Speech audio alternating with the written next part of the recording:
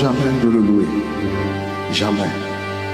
Nous ne cesserons jamais de le glorifier. Oh, quelle grâce.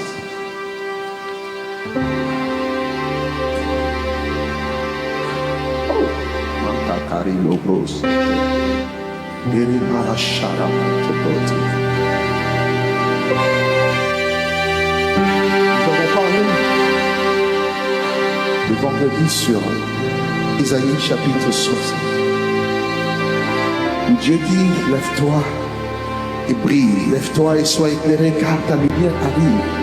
Les ténèbres couvrent les nations, l'obscurité le peuple, et sur toi l'Éternel se lève. C'est que je souhaitais reconnaître. Je ne m'entends pas bien, s'il vous plaît. Il dit, l'obscurité couvre les peuples, mais sur toi, sa gloire. Et ensuite, il dit, les nations marcheront à ta lumière et les rois à la clarté de tes rayons. Et le verset 22, nous avons lu, qui est notre texte de base, le plus petit deviendra un ami, le roi d'une nation puissante. Et moi, l'Éternel, je hâterai ces choses en leur temps. Et nous avons pris un deuxième texte dans le livre de 2 Samuel, chapitre 1er, à partir du verset 15, où nous avons vu comment est-ce que les héros sont tombés en parlant de Saül et de Jonathan, alors qu'ils étaient appelés à être la lampe de Dieu, à être des leaders, des héros qui devaient remporter des victoires pour le compte du royaume de Dieu, pour protéger le peuple de Dieu. Et malheureusement, ils vont tomber sur le champ de bataille. Pourquoi? Parce que selon le contexte, Saül avait désobéi à Dieu, Saül n'avait pas respecté les ordres de Dieu, Saül avait marché dans la révolte et la rébellion contre Dieu, et la lampe qu'il était censé être pour éclairer, pour communiquer la flamme de Dieu à cette lampe s'est éteinte. Nous avons vu que la lampe représentait ce porteur de lumière. Nous avons vu que nous sommes appelés à être des lampes et non de lumière, parce qu'il n'y a qu'une seule lumière. La source de la lumière, c'est Dieu lui-même. Christ dira que je suis la lumière du monde. Celui qui me suit ne marchera plus dans les ténèbres. Il aura donc la lumière de la vie. Et tous les hommes de Dieu, tous les serviteurs de Dieu, depuis l'Ancien Testament jusqu'au Nouveau Testament, ont été comparés à des lampes. David était une lampe parce que lorsqu'on a voulu le tuer, l'un de ces vaillants héros dira, tu ne sortiras pas avec nous parce qu'on n'éteindra pas la lampe de l'Éternel. Lorsque son fils va pécher contre Dieu, que Dieu s'apprêtait à emmener le schisme et à détruire, n'est-ce pas, son peuple à cause du péché du roi, Dieu dira que je laisserai quand même à David une lampe.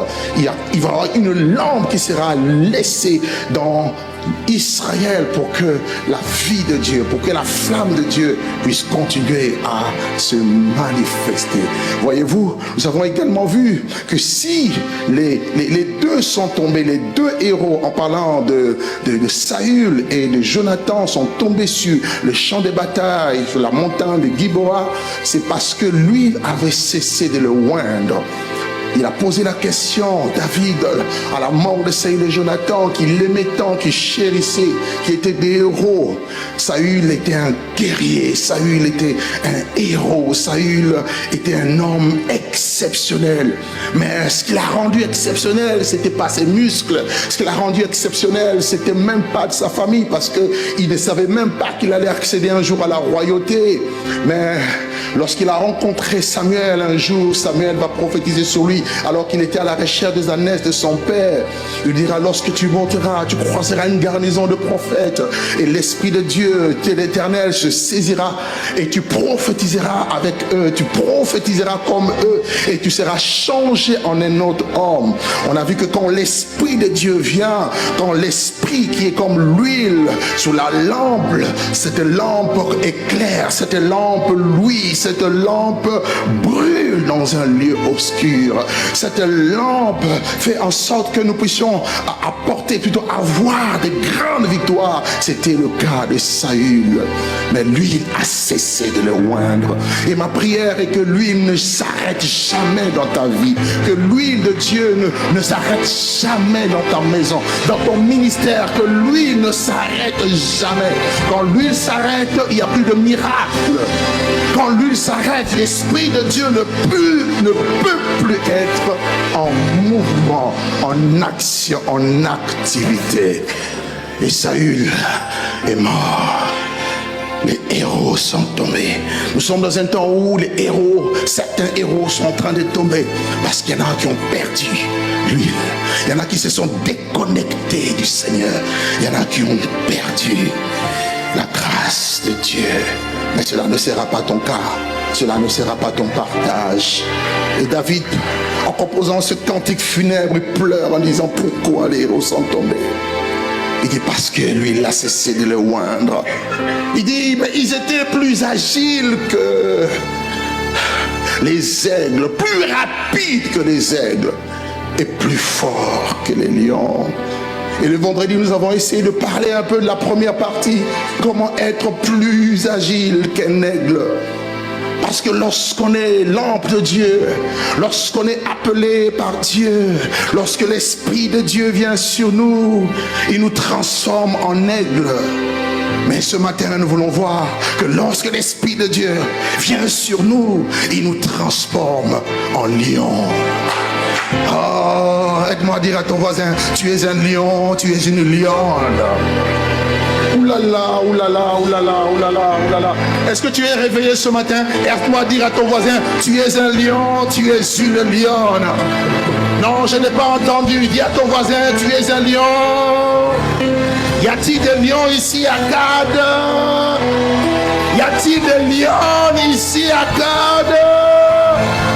À Lorient, en Bretagne, en France, y a-t-il un peuple qui va se lever comme un lion?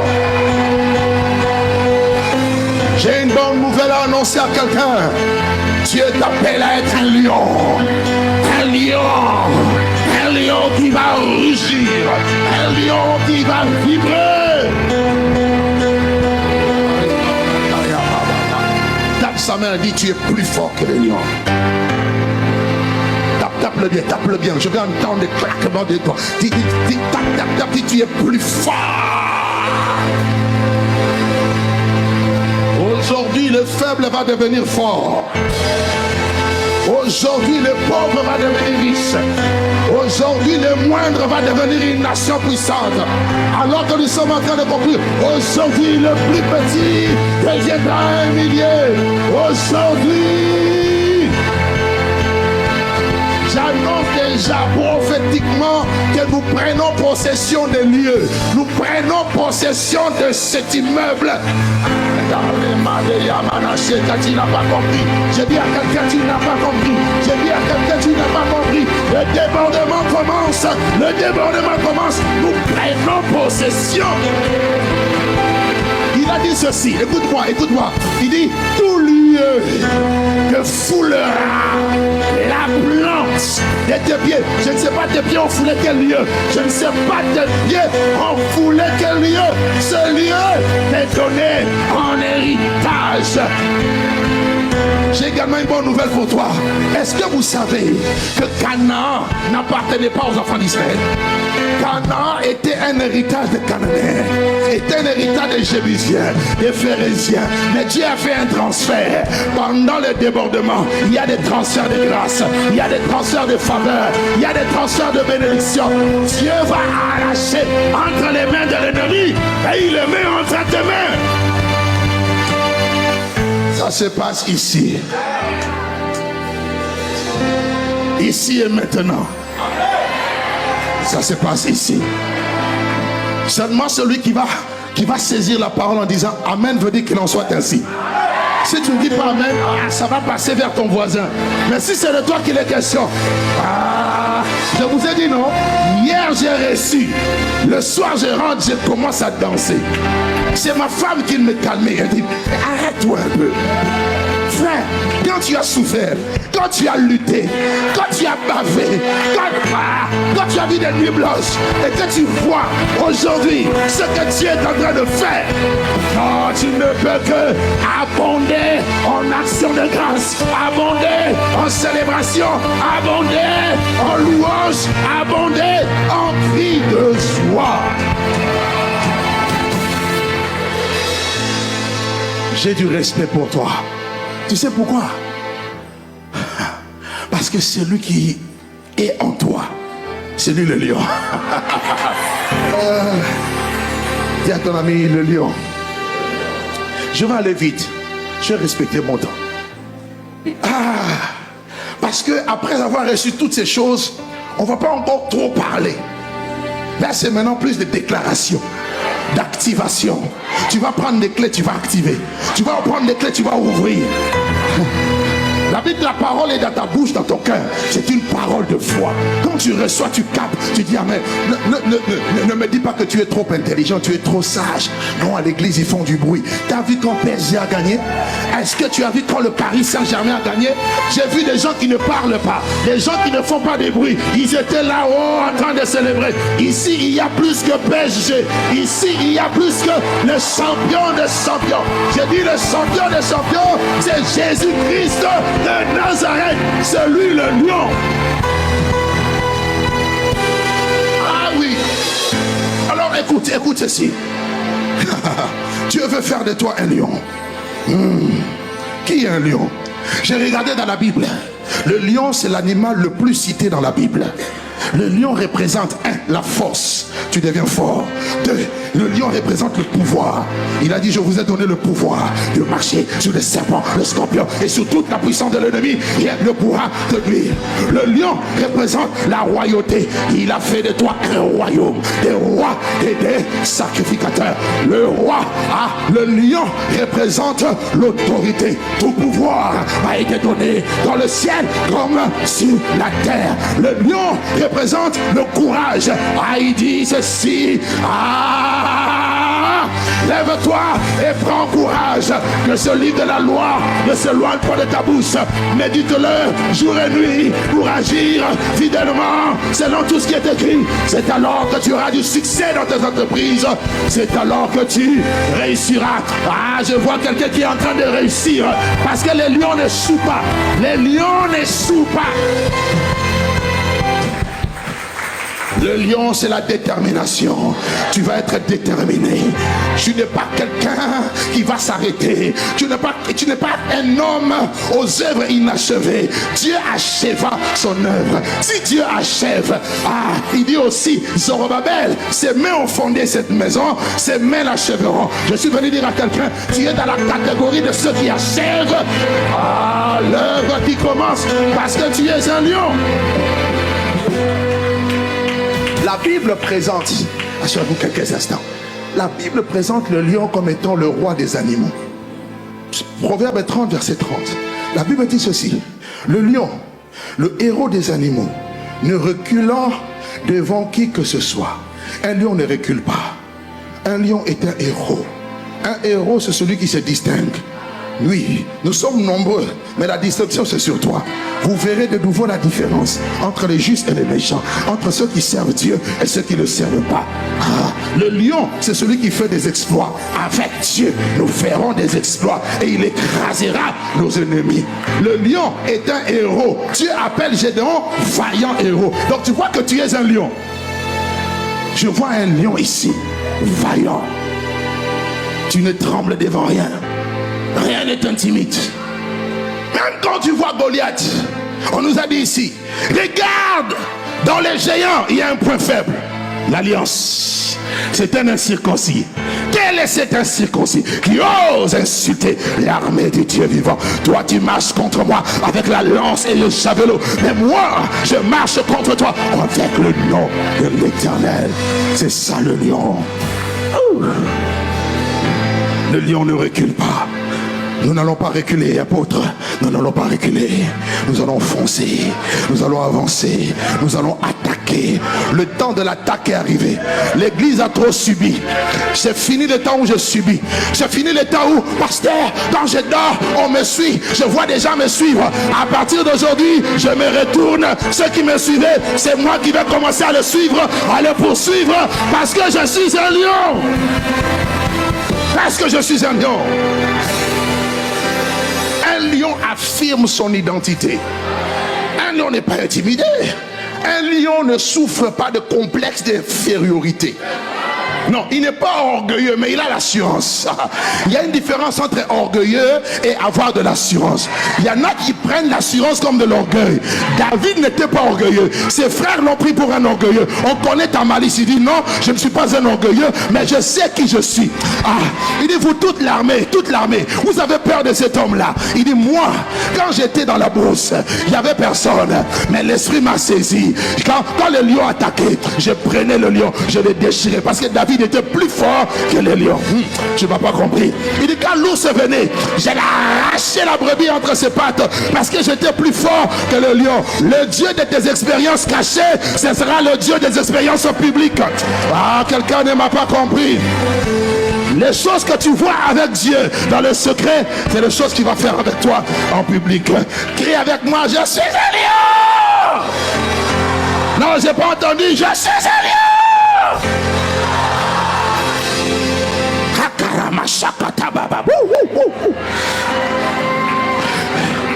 Le lion est un protecteur de son peuple. Oui. Si tu veux voir la férocité d'un lion, touche à un membre de sa famille. Ça veut dire, à chaque fois les intérêts de la famille de Dieu sont en jeu, le lion doit se lever. À chaque fois que l'église est attaquée, menacée, le lion doit se lever.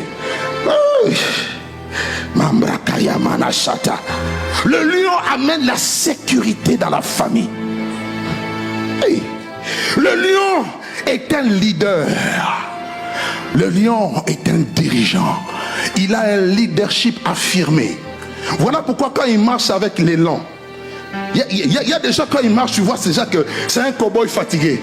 Ça va frère? Oui. Ma soeur, ça va, j'ai trop de problèmes. Non. Si je vous disais mes problèmes, mais tu diras, mais c'est pas normal. Non. Les problèmes, il faut les minimiser. Tout part des lunettes avec lesquelles tu regardes. J'ai toujours dit, on regarde toujours avec une loupe. Une loupe à deux faces. Soit elle a grandi, soit elle rétrécit. Lorsque tu es un chien, tu vas agrandir le problème. Mais toi, tu es un lion, tu tournes la loupe dans l'autre sens et tu rétrécis. Je suis en train de voir quelqu'un qui est en train de dire ce problème. Est-ce que je m'adresse à quelqu'un ce matin? Le problème est en train d'être rétréci parce que je suis un lion. Le lion a la capacité d'influencer. Le lion est un animal influent. Dieu nous appelle à influencer le monde. L'église doit être une église influente et non une église influencée. Beaucoup de choses influencent l'église aujourd'hui. Le monde, plein de choses. Mais quand on est lion, on s'affirme. On change la donne. Quand tous les jeunes dans le monde s'habillent en mode VCD, DVD, vous connaissez l'habillement, la mode VCD? VCD, c'est ventre, cuisse dehors.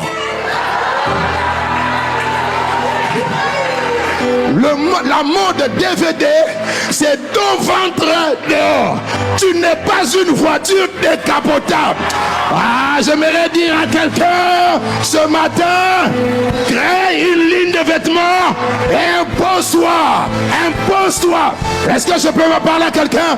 Nous allons nous Non, je ne t'entends pas. Tape la main de ton voisin, dis nous allons nous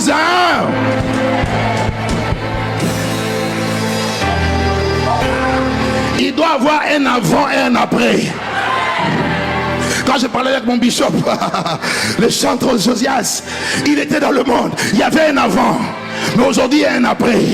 Ah non, on doit savoir que tu n'es plus dans les ténèbres. On doit savoir que tu as été délivré de la puissance des ténèbres et transporté dans le royaume.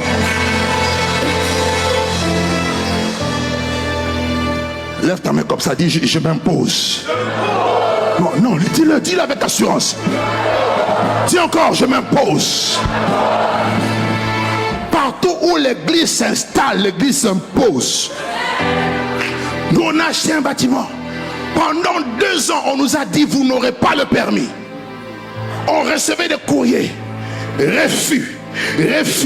4 fois le refus. Et à la fin, il y avait un message. Monsieur, vous avez la possibilité de renoncer à votre projet. J'ai dit, moi, qui est un lion, dans le lion vit, je ne recule pas. Bien-aimé, le lion ne recule pas, malgré la contre-attaque, malgré les épreuves. Bien-aimé, ils ont changé de décision. J'aimerais dire à quelqu'un, ils changeront de décision. Les mêmes qui t'ont refusé, les mêmes te donneront. Les mêmes qui ont refusé, les mêmes t'apporteront. Parce que tu es un lion. Et on l'a reçu. Donc bientôt, tout l'Orient invité à l'inauguration. Alléluia. Dis, je suis un lion. Allons-y vite, il me reste plus beaucoup de temps. 2 pouvoirs caractérisent le lion. Premièrement, le lion est un stratège. Le lion développe la stratégie. Mais en réalité, quand vous regardez, il n'est pas vraiment le plus fort, hein? Mais par la stratégie, il est plus fort. Parce qu'on parle de la force du buffle. Le buffle est robuste, hein? Mais le lion terrasse le buffle. C'est pourquoi? Stratégie. La stratégie, c'est la sagesse. Quand tu as la sagesse, tu es plus fort que quelqu'un qui a le muscle. Oh. Quand tu as la stratégie financière, tu sauras comment dompter tous les événements compliqués de la vie. Parce que dans ce monde, même si tu es spirituel, tu vis dans un monde matériel. Parce qu'après avoir crié Amen, mon frère, tu as des factures à payer. Non, n'oublie pas ça. Tu as de vrais challenges. Moi, j'écris Amen comme ça. Il y a des pressions, des factures à payer. Mais il faut dire avec moi la stratégie. Que Dieu donne à quelqu'un ici les stratégies. Dans n'importe quelle situation, tu as besoin de stratégie. Que Dieu t'inspire. On nous a donné un exemple. Quelqu'un était jeune de 32 ans. Il n'avait rien, mais Dieu lui a donné des stratégies. Il est devenu multi. Que Dieu te donne des stratégies pour savoir comment planifier, comment coordonner les choses, comment mettre des actions en place pour un but précis. Que la sagesse de Dieu, par le Saint-Esprit, mais aussi la sagesse par ton cerveau. Tu as la sagesse de l'esprit et tu as la sagesse de ton cerveau. Chrétien, le Saint-Esprit n'annule pas ta réflexion. Le Saint-Esprit n'annule pas le cerveau. Ne sois pas quelqu'un qui dit moi je prie seulement. Après avoir prié, réfléchis. Après avoir prié, prends un papier, prends un stylo, établis un plan, assois-toi.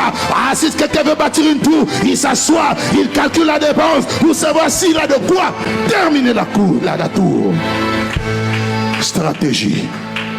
Saint-Esprit donne à ton peuple des stratégies. Des stratégies pour pénétrer les nations. Des stratégies pour gagner des terrains. Des stratégies spirituelles. Deuxième chose. Le lion, le pouvoir du lion est dans sa puissance. La puissance du lion, c'est dans sa mâchoire et dans ses pattes. C'est-à-dire les pieds et la bouche. Oui. Le lion est puissant. Voilà pourquoi ton Dieu t'appelle aussi à être puissant. Nous ne sommes pas de la race de faibles. Tu dois être puissant en parole, c'est-à-dire mâchoire. Puissant en œuvre, les pattes, les mains, comme Jésus. Les 2 choses qui vont nous distinguer, c'est la puissance en parole et la puissance dans les actes, dans les œuvres. Ça, c'était la caractéristique de Jésus. Voilà pourquoi Prophétiquement parlant, on appelait Jésus le lion de la tribu de Juda. Vous savez pourquoi? Parce que Jacob avait eu plusieurs enfants. Et le quatrième enfant de Jacob s'appelait Juda, qu'il avait eu avec Léa.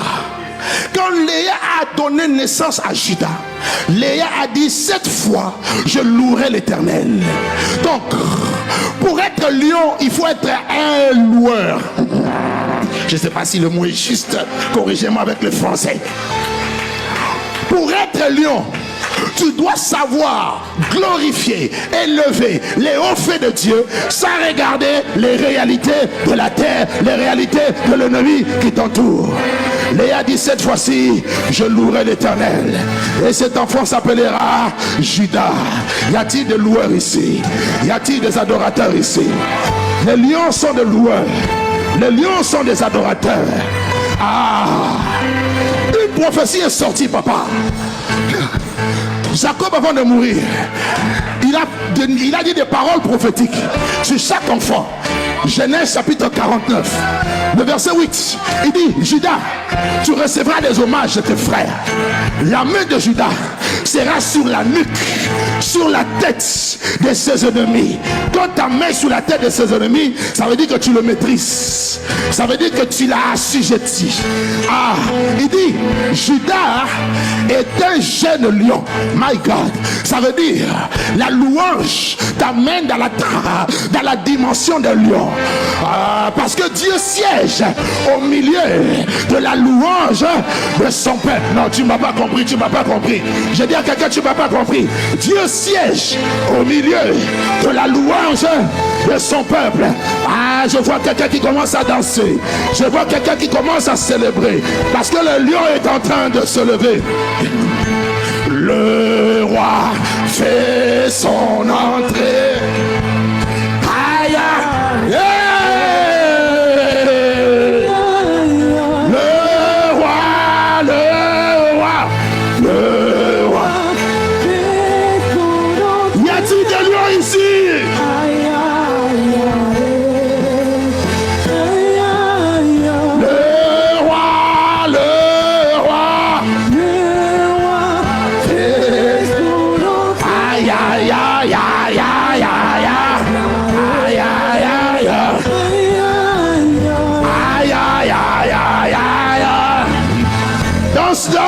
Danse.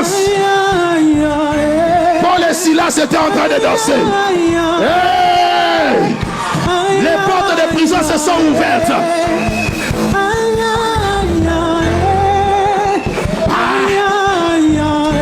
Acclame le Seigneur, acclame le Seigneur, acclame le Seigneur. Hey! Hey! Hey! Hey! Hey!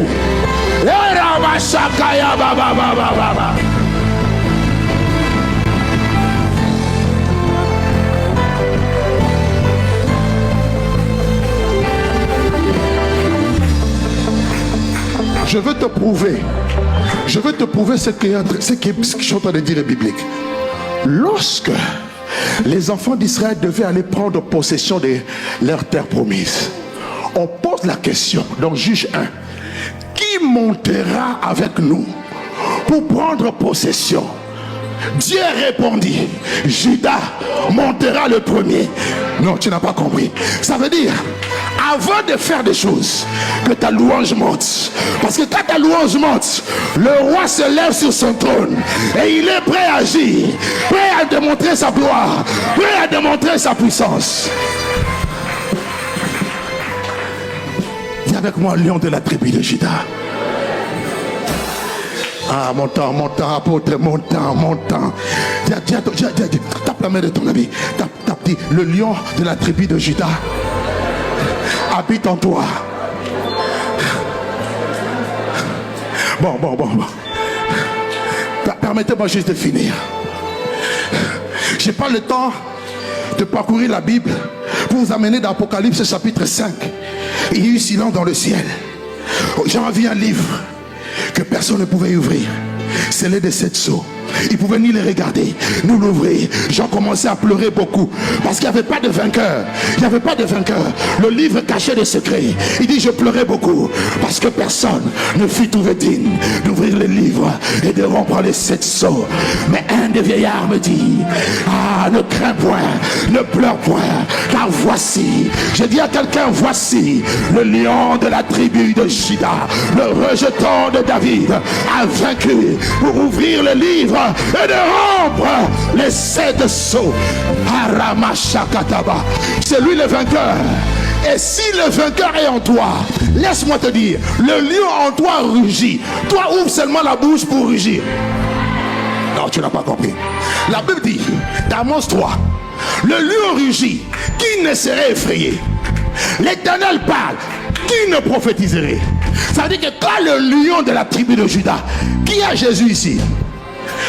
Non, lève bien la main. Qui a Jésus dans sa vie? Jésus est lion et agneau. En tant qu'agneau, il est sauveur. En tant que lion, il est Seigneur.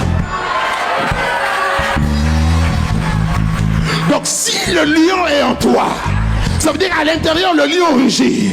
Quand le lion rugit, il ne te demande juste une chose. Rends-toi disponible. Rends-toi disposé. Ouvre simplement ta bouche pour que le rugissement du lion sorte par toi et les lions qui sont autour. Parce que le diable singe Dieu. Et la Bible appelle aussi le diable le lion. Ah oui, ah oui, ah oui. Pierre dit quoi? Veillez. Car votre adversaire le diable rôde comme un lion. Il n'est pas un lion. Il est comme, je te précise, le véritable, l'authentique, le véritable lion, c'est celui qui est au ciel. Ce n'est pas l'autre. L'autre vient avec des grimaces. L'autre vient te menacer. L'autre vient te rappeler ton passé. Tu vois, tu étais ceci. Si te rappelle ton passé, toi montre-lui ton futur. Ah non. Si te rappelle son passé, dans le passé, j'étais pécheur. Dans le passé, j'étais impudique. Dans le passé, j'étais menteur. Mais la Bible dit, si quelqu'un est en Christ, il est devenu une nouvelle créature. Les choses anciennes sont passées et voici, toutes choses sont devenues nouvelles. Je suis une nouvelle créature. Le lion vit en moi. Le lion rugit en moi. Ça veut dire, je rappelle à Satan que sa tête a été écrasée. Bientôt, il sera lié et envoyé dans le lac de feu.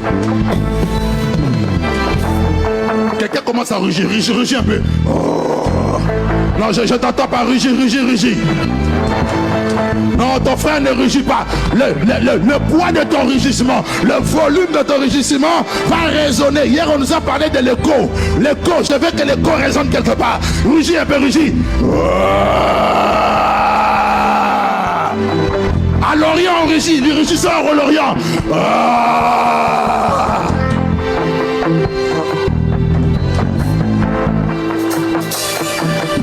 Je finis avec ce petit exemple. Voilà pourquoi la Bible nous parle d'un homme qui s'appelait Samson. Samson, dans Juge 14, qui est descendu avec son père et sa mère à Timna, là où il y avait les Philistins. Pendant qu'ils étaient sur la route, Samson était loin. Samson avait l'alliance. Samson était rempli du Saint-Esprit. Mais le diable n'a pas peur de ceux qui sont remplis du Saint-Esprit. Il va tester. Mais quand il teste, rugit. La Bible dit un jeune lion. La jeunesse représente la vigueur. Un jeune lion apparaît devant Samson. Écoutez bien. La Bible dit Samson, sans rien avoir à la main, il n'avait ni couteau, ni bâton, il n'avait rien. Toi qui n'as rien, on nous a dit ici, je n'ai ni argent, je n'ai ni or, mais ce que j'ai, tu as quoi? Aide-moi à poser la question à Cad ici. Tu as quoi? Non, moi j'ai le Saint-Esprit. Quand tu as le Saint-Esprit, la Bible dit, ce n'est ni par force, ce n'est ni par puissance, c'est par mon esprit. La Bible dit, l'Esprit de Dieu a saisi Samson. Samson a déchiré le lion. J'annonce prophétiquement, l'heure est venue ici à Lorient, l'heure est venue pour tous ceux qui sont à Cade, où l'Esprit de Dieu va vous saisir. Vous allez aller dans le camp de l'ennemi et vous allez attraper les petits lions qui font des grimaces. Le lion là c'est quoi? Le lion là pourrait représenter la maladie. Aujourd'hui tu déchires la maladie. Le lion représente le chômage. Aujourd'hui tu déchires le chômage. Ah, je ne sais pas à qui je m'adresse. Le lion représente le célibat. Aujourd'hui tu déchires le célibat. Le lion représente la dépression. Tu ne seras plus dépressif, mais parce que toi tu es rempli de l'esprit. Samson était plus fort que les lions. Dieu t'appelle, Bishop, à être plus fort que les lions.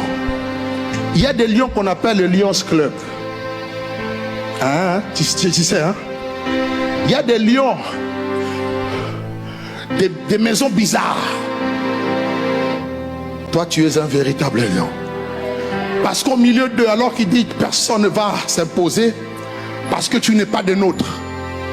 Oui, toi, ton royaume n'est pas de ce monde. Ton royaume vient d'en haut.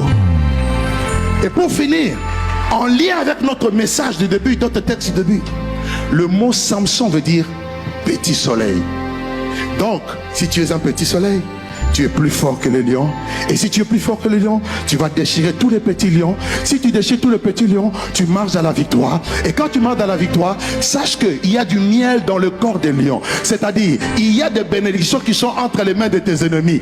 Canaan appartenait à l'ennemi, mais Dieu fait le transfert de Canaan au peuple de Dieu. Je prie que tu accèdes au miel, tu accèdes à quelque chose que hier que tu n'avais pas accès à cause du fait que Dieu fait de toi un homme, une femme, plus que le lion. Y a-t-il des hommes ici et des femmes ici qui sont plus que le lion? Est-ce que tu peux faire du bruit et que Dieu te bénisse?